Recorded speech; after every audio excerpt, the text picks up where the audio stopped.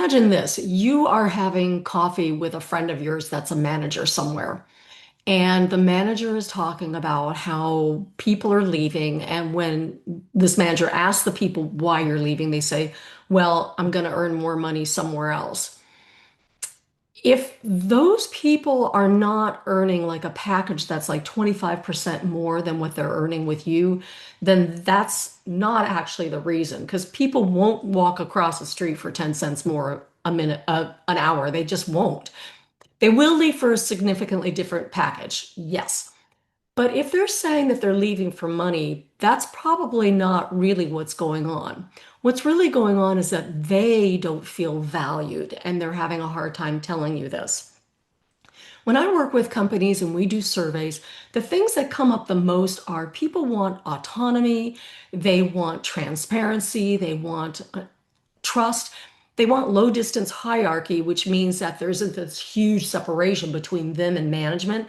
They want a closer relationship where managers are more like the same as them, just with a different job. These are the kinds of values that come up most of the time. And so when people say, well, I'm leaving for money, I think there's a lot more to dig for. And having a high functioning company culture is only attainable through the company culture game, a game of workplace traction, not transaction, both tabletop version like this and in digital format. In case you've got people remotely or all over the world, you can participate together.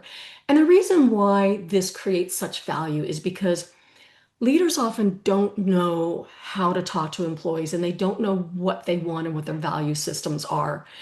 At most, there might be an employee opinion survey where you get feedback like on a sheet of paper, but are you allowing them to vocalize it? And so this solves that problem for leaders. It gives them a way to have those conversations with employees. And employees think, all right, I get to fill in this bubble on the form or I get to write this thing in on the survey. It's not enough. When you give them opportunities to respond to the things that are on the cards in the game, it safely opens up this whole conversation. And that's where you get the real meat of it. And it helps you determine what people are really looking for in their company culture. Because if you've got somebody who's on the verge of leaving, it's going to cost you so much time, effort, and money to replace them. Statistically, like 25% of their income just to replace them. If you can save that and save even one person from leaving, then it's worth it.